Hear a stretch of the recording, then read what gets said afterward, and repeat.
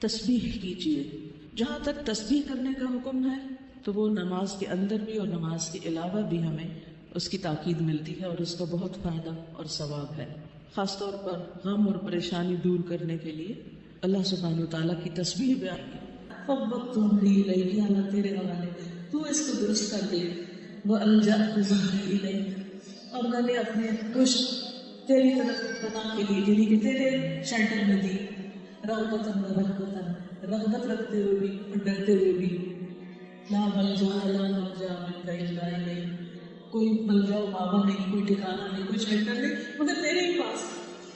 آمنت بکتابک الذی انزلت میں تیری نازل کردہ کتاب پر ایمان لے آیا. ونبیک الذی ارسلت اور تیرے نبی و مرسل کو تسلیم کر لیا.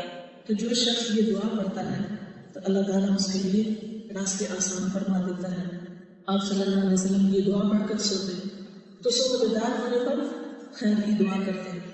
جب آپ رات کو یہ دعا پڑھیں گے تو انشاءاللہ اگلا دن بہت خوبی اور بھلائی سے اسٹارٹ ہوگا, نیکیوں کی توفیق ہوگی. آزما کے دیکھ لیجیے, رات کو سوتے وقت اس دعا کو پڑھنا نہ بھولیں.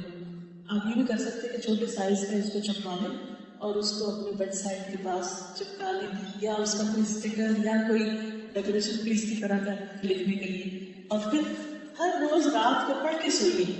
اس کو میں دوبارہ پڑھ دیتی ہوں دعا کو.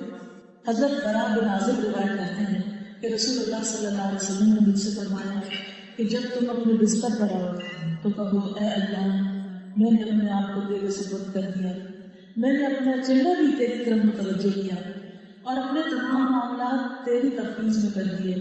میں نے اپنی پیٹھ کو تیری طرف جھکا دیا تیری رغبت کرتے ہوئے یا تیرے عذاب سے ڈرتے ہوئے. تیرے علاوہ کوئی پناہ نہیں, نہ کوئی میں جا ہوا ہے. میں تیری نازل کردہ کتاب پر ایمان لے آیا اور تیرے نبی مرسل کو تسلیم کر دیا. آپ صلی اللہ علیہ وسلم نے فرمایا اگر اس رات کو فوت ہو جائے تو تیرا فوت ہونا فطرت پر ہوگا, اور اگر صبح کو پا لیا تو بھلائی کو پہنچے گا.